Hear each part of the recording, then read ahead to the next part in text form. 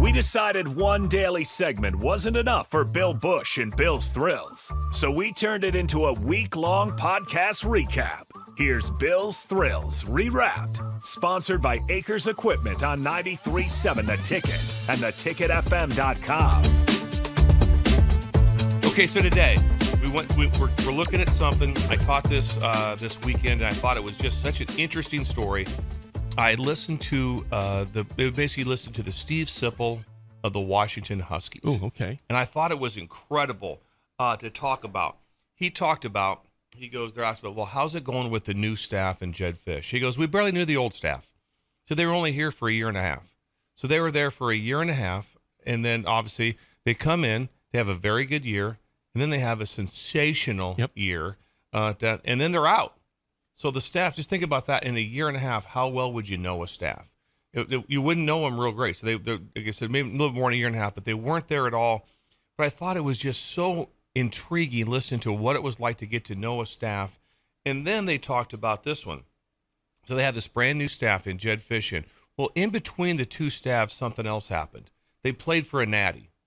They played for a national championship. In year two.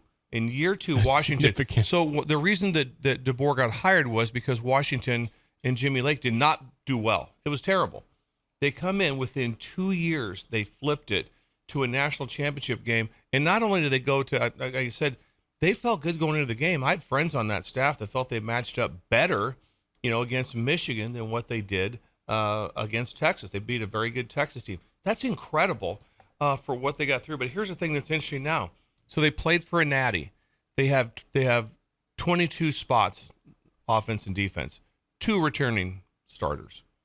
That's it. Two out of 22. That's it.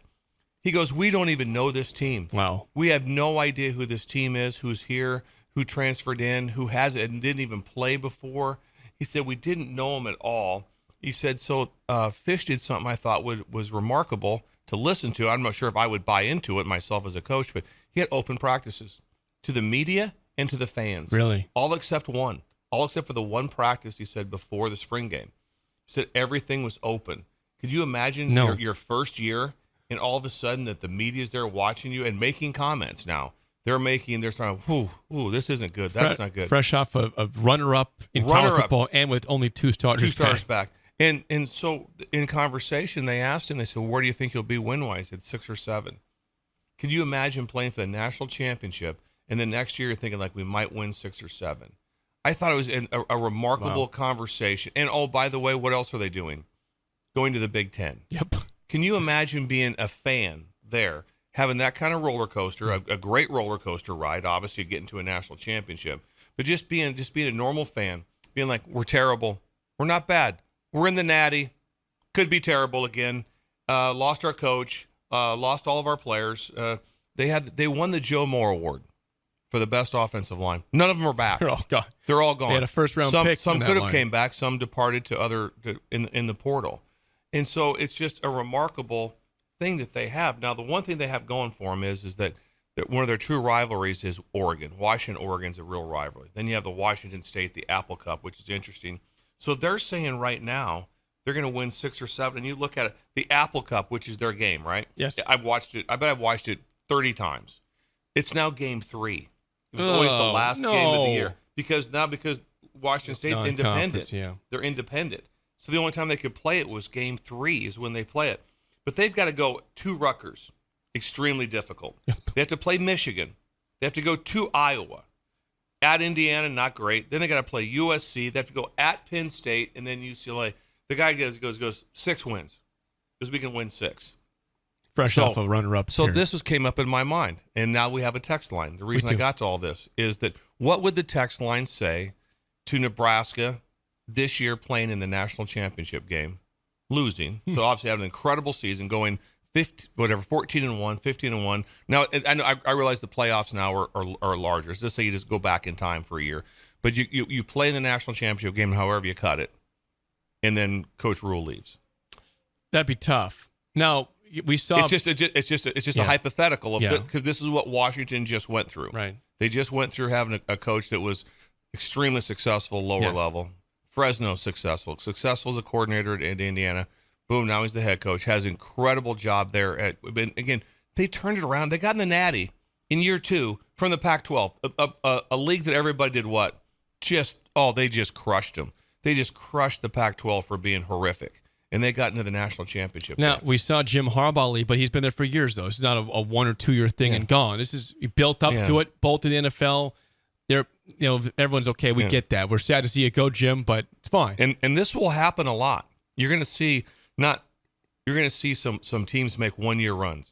That will happen to make 1 year runs. And then you're always going to have your Georgia, Alabama, different schools that are in the spotlight where they're at right now. But my question was, when that came up, I go, what would Nebraska do right now if they could make a deal and say, next year, I didn't even say you're going to lose it. Next year, you're guaranteed to be in the national championship game, but your coach would leave, just because that's what just happened to Washington. Yeah. So I'd love to hear what the fans would say on the text line, and we have one now.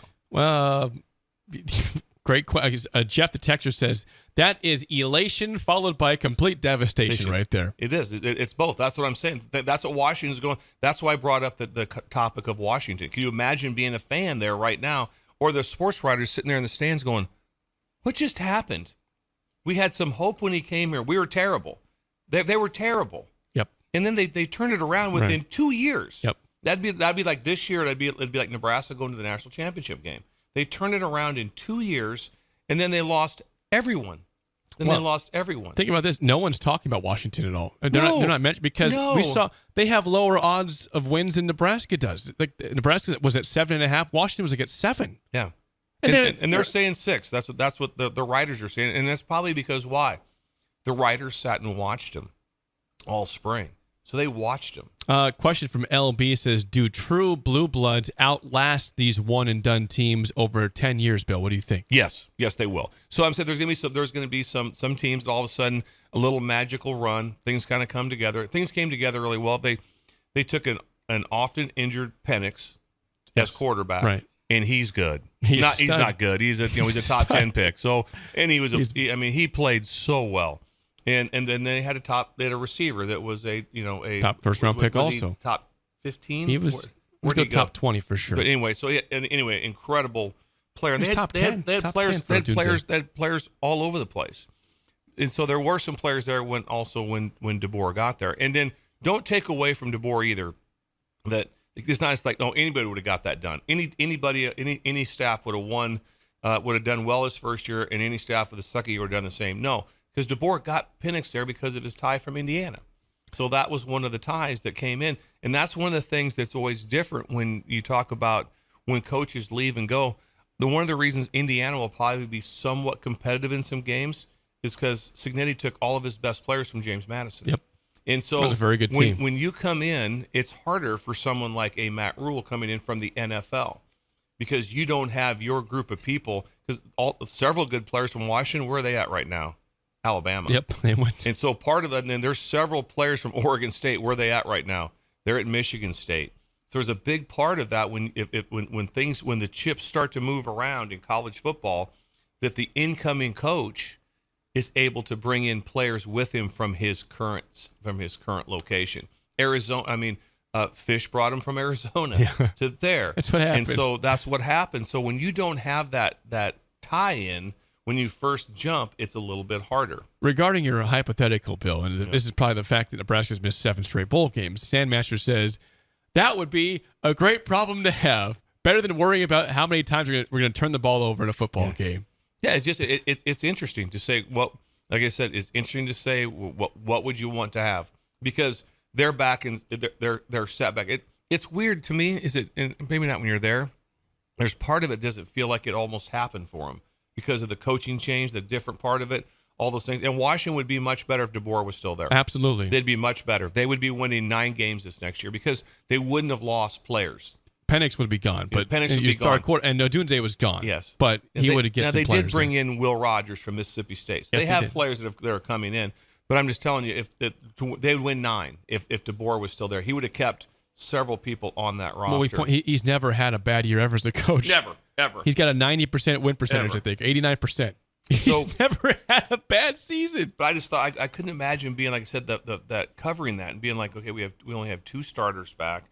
We were so down. and then we're kind of back, and then we're all of a sudden we're taking planes to the national championship game. We're going to playoff games, and we beat Texas, and Sark's been there for a while at Texas. They won a playoff game. They won a playoff game, and then everything flips back. Now you're back to upside down a little bit. People again. point out it's a different time frame, but in terms of what we saw Nebraska do this. Nebraska did lose the championship to Miami, and then went 7-7 the next year. But that you didn't lose your head coach or a bunch of players. Yeah. To the portal. You had graduating players. It wasn't a portal madness. That was before portal, but they did have the drop off in the wins. So they did see that, but it wasn't because of the stuff happening nowadays. And I think one of the things that people will look at in the future of different jobs, and they look at in the future, they already do it. When you're bringing a coach in, they'll look at what can you bring with you. Yep. What do you have? I'm not talking about. Don't tell me about your coaches. Tell me about what players you have. You bring that star quarterback? Yeah. How about that pass rusher you Tell me had? about those players that are going to come with you, because wherever that person's coming from, they just had high success, right? Yep. No matter what, they had really, really, really good success. That's right. To be able to do that. So. Back to more of Bill's Thrills Rewrapped. Sponsored by Acres Equipment on 93.7 The Ticket and theticketfm.com. Bill, it's a Them's Fighting Words Wednesday today. Them's Fighting Words. I thought about this when I was driving. Thank you very much for the cash cows. Yep. We appreciate that. And the reason I could drive to Creighton to see my mom yesterday, because I had enough money for gas. Because of Mid-Plains? Yeah, cash exactly. cows? The cash cows. The That's ATMs why. of Lincoln? Yeah, it's nice to have the extra money to be able to do these things at this time. So thank you to Dirk, Scott, and Ty for doing that. So I thought of some different things. I was thinking of fandom. I've used the word several times a day for some reason, but I was thinking about that yesterday, about the fans and what they perceive on sometimes to be like, this is so incredible, that I don't think is. And that is going to be that them's fighting words. Man, the coach needs his best pregame speech to get this win today. Oh, boy. Oh, yeah. Them's fighting words with me. Oh, boy. Oh, the one that's like, oh, man, it's just going to be incredible. The coach is going to have them so fired up. They're going to give the best pregame speech you've ever seen. That's going to be, no. Zero. Doesn't work like that. It doesn't work like that. Does not work like that at all. But people will think like that. They're going to get them so fired up when they come out of that tunnel, and no one can beat them. No, that's not what does it. It might just be the preparation. It might be the recruiting. It might be what you did all week long. All those things but sometimes the fans will look at it as if it's just like, man, he can just get them so fired up. That's not how preparation works. That's not how it works. That's not how locker rooms work. You want to have, so in the locker room, there's some things that drive me that will drive me crazy. One of them that drives me the most crazy is when they bring the camera in to the locker room. And there's usually it's bowl game, something like that, and they'll show the head coach talking for his pregame speech. So he's worked all night on it to give his pregame speech and what he wants to be able to get done. I'm not a fan of anything in the locker room. I think that's like a sacred area before you go onto the field to be able to do it.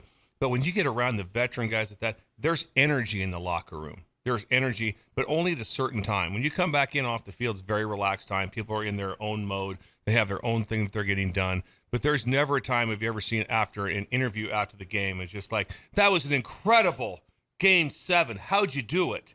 You know what? I drove into the arena today, and I was not ready to play, and Coach gave us a speech right before the game, and it just changed everything. No. It just clicked. No. An educated pregame talk is very good about, hey, we're going to have moments during the game. There's going to have a setback. This is going to how we respond, those type of things. But just some sort of crazy, just like win one for the Gipper type of thing just doesn't work. Or should it be tried to? But it still is looked at in fandom as if like that is a big, big part of it. The crowd is a big part of it. The crowds help you, not so much fired up, but it does help with energy, and it does help in football. And what's it help with the most? It can help in affect an offense on the other side of the ball. When a crowd is loud, that will affect. Colorado will have issues on the game night when they play Nebraska, because they'll have issues because it'll be so loud on third downs, and different times they'll be loud.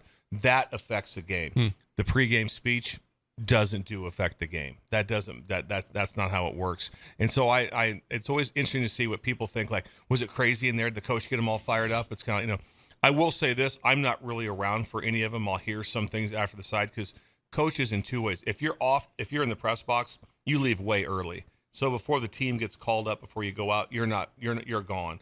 And even if you're on the field, honestly, when you're getting ready to get called up, the coaches go out early. So either part, the assistant coaches are never really in the locker room. They don't walk. Assistant coaches don't come out with the team. They're either on the field pre or you're up in the press box doing your thing. And so, interesting your thought, Jake, on what you felt that the pregame speech. I could see you being one to be like, we got to get them fired up.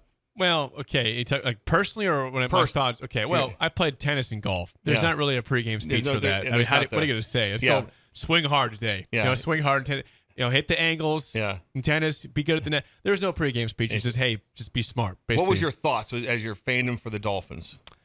As a Dolphins fan, again, as a fan, you probably read that. You would say that's why it's them fighting words. You would think, come on, pump up the crowd, pump up the guys. But you're right. That's gone in a moment. When the game starts, anything that could possibly be said is just it's football. Now you can be you can be a huge flop on the other hand too, of like, zero energy, not well prepared with what you want to get said to the group, what you want to have, to be able to get done. It's very different that way. But there's some educated ways of what you handle, what you say to them, what you do.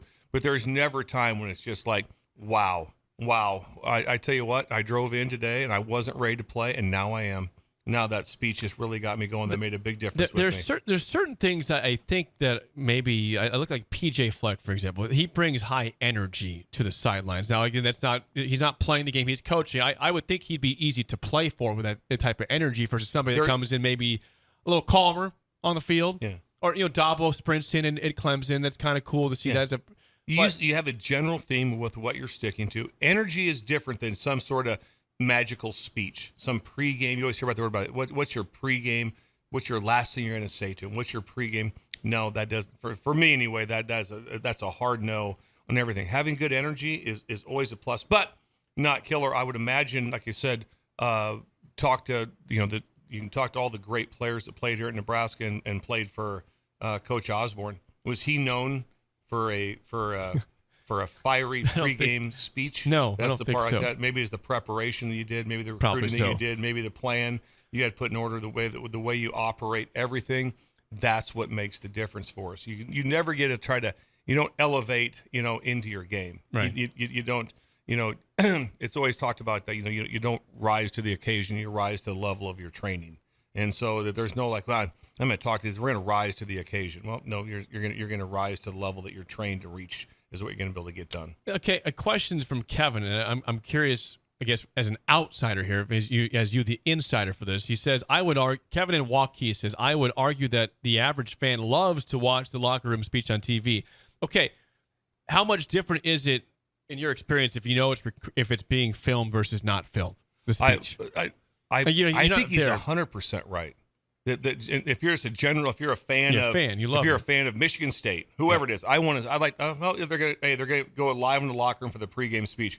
They would like that. Probably on the professional standpoint, on the other side, it's just like there's not a group of assistant coaches sitting around like at the convention going like, oh, they're gonna go live to the pregame like that. This should be everybody's just like eye roll. I want nothing to do with this, that type of thing. So, but I do agree. So for the media, for ESPN that convinces the head coach to let him come in to view him before the game and have him give a speech like that, I don't think it's idiotic. It's just not.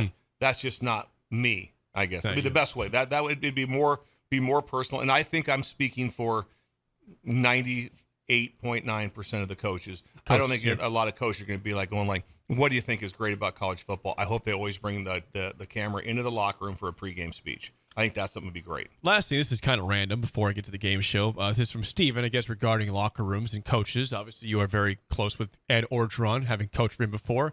We know that Sip does a good Bill Callahan, and he does a good Bo Pelini. Can Bill do a Coach O? No, I really can't. You can't do a Coach O? I really can't. I can't do it, but God, he was great. But Coach O wasn't about pregame speeches, but he was about pregame energy. That energy, when you go into, we stretch. Most of our stretching was done inside. There was like a green room. So who's up first? Hey, it's returners. These guys come up. They'd be stretched, and the strength department would be stretched, and us assistant coaches would be in there with them. And there was a ton of energy. So when they say, it was like, hey, we're ready to go. were amped up and ready to go. But he used to do a deal with the best sounds in football, and he changed it to zip. And it used to be click, and it's just like that. When you clicked your helmet, that was the part that was the best. Now they're like, they're almost like a zip. They zip the shut. Really? So he would do that. That was the last thing. That was like, hey, so when you came out of the tunnel, everyone was helmets on, chin strap buckled up. Boom. That was his big. Then you hit the wind bar on the way out. It's like Nebraska hits the horseshoe. But the energy was great. But it wasn't about some form of pregame speech, because you know why? We prepared like crazy that entire week to be able to get it done. Like everyone has, not just us. That's everyone. But how many times you see Saban in the locker room? No, never. Never. No, Yeah, that doesn't. He's like, no, you're not coming in here. You're not coming in This here. is my sacred area. Keep your cameras out of there. Cameras out of here. I'll handle what I need to be saying. And again, it would be very educated words that he was saying at that time. Bill, the floor is yours today on a Cool Parenting Tips Thursday. God, I just love talking about parenting tips. I really do. It's one of the things that kind of so I thought I'd go back in time a little bit. Wow. When things This never happened. This is more back in time, but this is still possible today, and I think it's an extremely important situation for all parents. So lock in. I'm locked. Locked in. Cool parenting tips. Summertime ice cream. It must be an out-of-car experience. It must be an out-of-car experience. When you go to take your kids to get ice cream. Now, I'm not down on these establishments, but I saw it yesterday when it's like the line was backed up at a Dairy Queen. At a DQ. Which was nice. But they're just getting ice cream and then driving in a car. It has to be an out-of-car experience. You have to be able to pull up. I'm looking for something more nostalgic to pull up to get your ice cream outside, and you eat it outside. Eat it at the picnic bench. You see it outside. So if you go to, like when I went to Bellevue and went to Dairy Twist, one of the most incredible places. Anybody ever been to Bellevue? I have been there, yeah. To Dairy Twist. I absolutely have been there. All three of us have. It's one of the most. I got a root beer float. It was absolutely incredible. By the way, that's where the food controversy was, but we'll deal with that later. Zestos is incredible. How about Zestos? How about Of Zestos? About course. 12th and South. Is that about right? Yeah. Yeah, Not 12th and South. Right across from Lee's Chicken, got taken out by the tornado. Was a very Oh. nice spot. So you're looking That for was a something different here. one. No, that was a different one. Dairy There's a different Sweets, one. yeah. Different He's just sort. saying, yeah. But there's. So you want to have a place, and it has to be vanilla soft serve. Does it? Vanilla soft serve. And it's got to be a cone or a bowl. Now here's the deal: if it's a cone and it's vanilla, you can dip it. Remember the dip cones? The old dip Absolutely. cones. You put them in the strawberry chocolate. Yeah. So that's okay. You Yeah. can dip cone it. Also, I want vanilla soft serve in my ice cream, and then toppings. I don't want a blender. This isn't a time for like a blizzard type of thing. No, I want vanilla ice cream with toppings, or I want a vanilla cone dipped if you wanted. What if Gigi That's wants it. a blizzard? What's that? What if she wants a blizzard? Yeah, we're not doing that. Yeah, we're not doing that. can't do it, Bill. Do it your own and we're time. getting out of the car and eating it. Everyone's getting out, and you want to order through a window. You talk to somebody behind the window. I'm with you up to you demanding what kind of ice cream I get. So you want chocolate soft serve? I'd I take don't- a blizzard. Yeah. Cookie dough. Yeah, it's not all That's bad. my type. Yeah, it's not all Like bad. it. Can I do that? Not during this we'll time. sit down and We're- eat it together. We're going old school. We're Okay. going old school here, and for the months of June, July, and August, that's how it needs to be. They've been selling cookie dough Yeah, blizzards for 25 years. Yeah, How that's old it. school do we Yeah, gotta yeah, get? it's old. Yeah, that didn't happen back in back in Ron's day. No, No, it didn't. he wasn't. I'll give you that. Wasn't doing that that Just time. pushing back. Yeah, Push it back Yeah, a little bit I'm okay today. with that, but not. This is how I see it. You take your kids. You go to a Zestos. You go to a. It could be a Daisy Queen in some stores. It might be a Dairy Twist. There's different names for them. The knockoff names for a Dairy Queen at these little places, little towns. Like a Dairy Dock in Yankton. What if I There want you to get go. a Frosty? Yeah, What if good I'm place. super thirsty and I say, Bill, let's stop, but I'm going to get a Frosty? Frosty's like a shake. Well, if you're getting a root beer float, I'll Okay. do that. I'll do a saying- root beer float. 'Cause that's vanilla ice cream and whatever else. What do you call those freezes? A freeze. A Slurpee. Slurpee like type thing. Yeah. I'll knock it out of your hand. An icy? Yeah, I'll knock A it out of your slushy hand. Yeah, thing? slushy. Slushy. No. Yeah, slushy. You're not doing that. Can't we just We're sit doing- down and do that? No. You have your white ice cream, No, we're and doing, I have my it's cherry slushie. vanilla ice cream. You don't Yeah. order white ice He's cream. going to knock it out of your It's hands. vanilla. It's vanilla. Vanilla. yeah. Like that. That's the place. Anything from the text line, Jake. We do have some stuff in the text line. I'm pushing back oddly. Yeah, why are you fighting me on that? Came in with an attitude. OG. I don't know. We had back-to-back texts say that Dairy Joe's in Emerald is a great place to Dairy get Joe's in Emerald. that way. Right that way? That sounds- it is a by good Merle's, place. yeah. Oh, Where that Merle's sounds was. incredible. Where It's Merle's, across yeah. the street from where Merle's was. Correct. Yeah. Correct. Not there. What was It's the name torn of it? down. Dairy Joe's. Dairy Joe's. Yeah, still open. Nice. I wonder if it's like the Dairy Twist. When I went into Dairy Twist in Bellevue, and there was a junior spirit animal working there. This I was there with my daughter, and this young lady was incredible. And we walked out. I looked. I go. That was the most incredible service. It was just phenomenal. I'm speaking at Landmark for Implement, for a speaking. Talking to a guy from Bellevue. It was a week afterwards, and I go, you know what? I was just in Bellevue, where you live at. I said, have you ever been to Dairy Twist? He goes, oh, yeah. I go, you know what? I was at Dairy Twist, and I met the most fabulous young lady that was our waiter. He goes, hang on, is this her? Showed me a picture. It was her. It was his son's girlfriend. Oh, my God. How about that? It all comes Small together world. at Dairy Twist. Ice cream brings people together. Anything else, Jake, from the text line? Fullback Trap says Wisner has a Dairy Keen. See that? Queen. And it's on the north side of the road. Keen. Yes. Dairy Keen. Yes, Wisner. good idea. Wouldn't be a Keen. bad trip up there. I would do that. Dairy Keen. Any other names from around the state where they have the mom and pop ice cream shop? Scott and Bancroft says Popo's in the 80s. Popo's in the 80s was a Better Times. was a Better Times. Yes, it used to be called Dog and Suds. Is that right? When they first built it, it was Dog and Suds. It was built like it was like a Sonic. They brought the food out and hung it on the window. Oh. Remember those? That was good. Yes. Someone says I used to go to the Dairy Chef in Syracuse with my grandpa right in the back of the truck bed. Better Times. Dairy Dairy Chef. Chef sat on the back of a truck and ate ice cream. Yep. It's an out-of-car. The big thing is this. I'll give you that. It's got to be an out-of-car experience. You can't just whip up to the drive-through and get some and say we took the kids for ice cream. Here's a question. I think I know how you'll answer, but I'm going to ask anyway. Because you're looking for a fight. I know it. A little. No, I'm not. No, Yeah. this is not looking for a fight. What is the appropriate time? Like when's the day? What time of day does it start that you can go sit and eat ice cream? Is that at 10 o'clock? No, Not 11 o'clock? No. In my opinion, this is all this is late afternoon. This is 4:44 till closing. I didn't think you'd answer that. 7:30 is ideal. 7:30 p.m. p.m. Yes.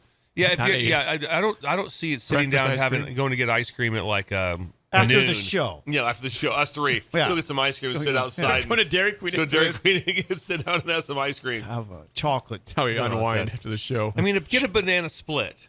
Get a banana split. That's old school. That's old school. That is old school. There's 100. a place that does not exist anymore, but yeah, in Beatrice, Arctic Circle was awesome. Was it? wow, It that got sounds torn like- down in about 2005 or 6, but yeah, it was an awesome place. It was Any like a more Sonic. any more dairy product places? Yes, we do. The Dairyette in Albion, apparently. Dairy- The Dairyette in Albion. Oh yes. How about this one? Utter, like Utter. UDD, Utter Delights in Wayne, That's Nebraska. really good. Utter Delights. That's really good. Yeah. We got That's the, a good one. the Topper Popper in Lincoln. Yes, we got it's good. Snow White in Sutherland for an ice cream place. Sutherland. Really Yeah. good. So white ice cream. Yeah. Dairy King in Scotts Bluff. Yep. Yeah. Yep. How about the Daisy Queen and Friend? Oh, They- wow. All these knockoffs See? here. Yeah. Oh, and how is it when you pull up there? Just happy people How'd you think? serving soft serve vanilla ice cream with some toppings. And maybe a frosty. No. It's root beer floats, it's vanilla ice cream, it's toppings, and it's a dip cone if you want it. That's as crazy as The it name is. of what I'm going for is escaping me, Jake. How come you can't help me with this? Icy. Icy? You're talking like a iced sweet drink, right? Like Yeah, like slush. you said a slushy. Okay. I was down in Fort Worth, and I'm driving by this place that is Frosties, and I looked at it, I go, hold it, what is this? And it was probably from the late 40s to 50s when it was built. I went in, and there was a little problem with the order. The guy took every order by hand. Good It God. was incredible. And then they wrote down on a ticket and put it on the little thing. And so I just wanted some ice cream. So finally something was kind of jacked up, and he goes, hey, I've got this blended root beer float that's in the freezer. It's already done. He goes, I'm just going to give you this for waiting. I've never had anything that good in my life. Really? It was Hot day. a blended root beer float. So they just blend it up. They just take root beer, Yeah. put the ice cream in Interesting. it, blend it up. So it's like a malt almost. Ooh. Oh, my. It was incredible. Corey says maybe you're looking for a slush puppy. Is that what you're looking for? Maybe. Yeah. Slush puppy? Okay. Let's not talk about it. Any other locations around the state? Sweet Tooth, Jackson, Nebraska. Sweet Shop in Fremont. We got Joni's in Ashland. We've got the Dairy Delight in Geneva. Yep. Geneva. Good Wow. ones there. Good ones. And the Dairy Cream in Louisville. Louisville. There you go. The Dairy Cream.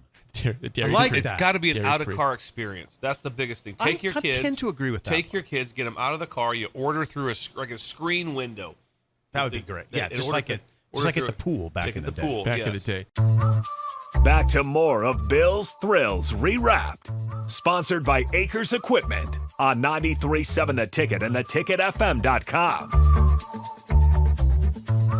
Wish you were there. Okay, here we go. This is so close on whether it'd be like would I want to 1980? You know, where do I want to be? Do I want to be at the hockey game when United States upsets Russia? Or this might be 1B or it might be 1A. It's that close to what was going on. And I wish you were there. It ties right directly into this weekend, 1973. 1973. One horse united this world. One horse united the entire world, especially this country. It did this country. I've watched this special on Secretariat over 400 times. I watched the whole thing again last night. I've watched it 400 times, and they talk about every aspect of Secretariat. And I know I made the pilgrimage to go see Secretariat and see where he's buried at and people who took care of him. And that is and that was in Lexington, Kentucky. Lexington. Claiborne Farms was where he went to stud. And so anyway, could you imagine being at the Belmont? Could you imagine being at the Belmont in 1973? A Secretary is going for the Triple Crown, and the horse had captured.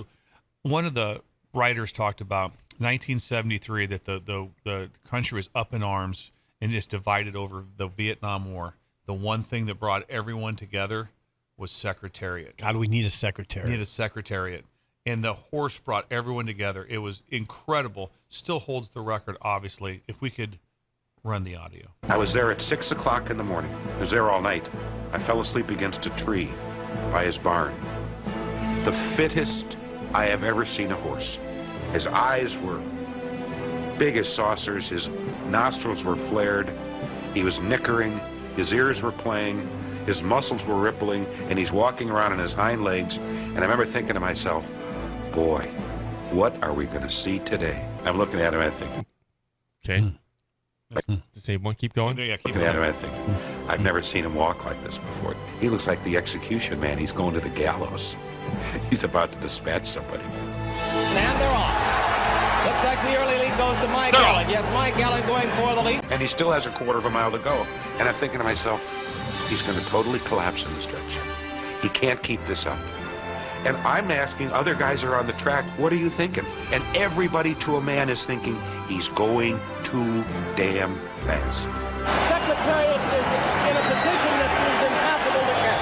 He's into the stretch. Secretariat leads his field by 18 lengths. I leaped up out of my chair at Belmont Park, shouting, we'll never see this again. Wow. And I get to the elevator to go down to the winner's circle, and I'm standing next to Pete Axtell. And he said, I used to think that the Ali Frazier fight in Madison Square Garden was the greatest thing I've ever seen. This was even greater. Wow. Whoa. There you go. Whoa. How about The that? Belmont is this weekend. Could you Oh! imagine being at the Belmont in 1973? No, I can't imagine. When and you listen, if you watch the whole special, they go in details of every race, but they talk about how people wept. They talked about how many tickets were not cashed. Wow, really? Because they saved it for their souvenir. Really? So they bet the $2 win ticket, which would have Saved. paid probably like 20 cents Yeah, or whatever. 80 cents. And they just saved. I couldn't imagine having one of those tickets right now. Imagine dang. having the ticket to the Belmont. He won by 31 lengths.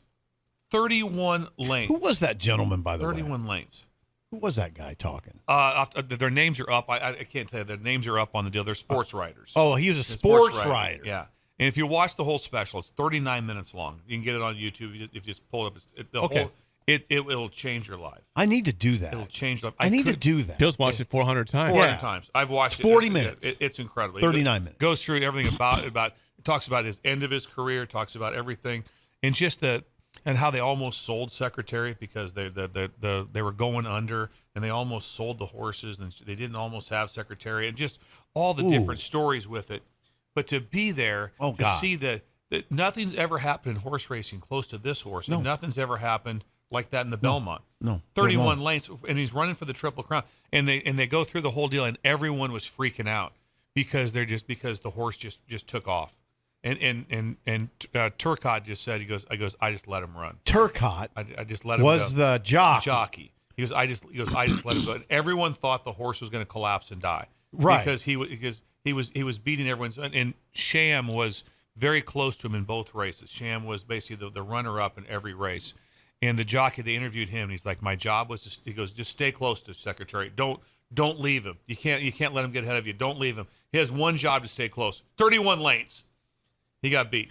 No, and I'll tell you what, that sports writer who had the presence of mind to leap out of his seat and say, "We'll never see this again." Yeah.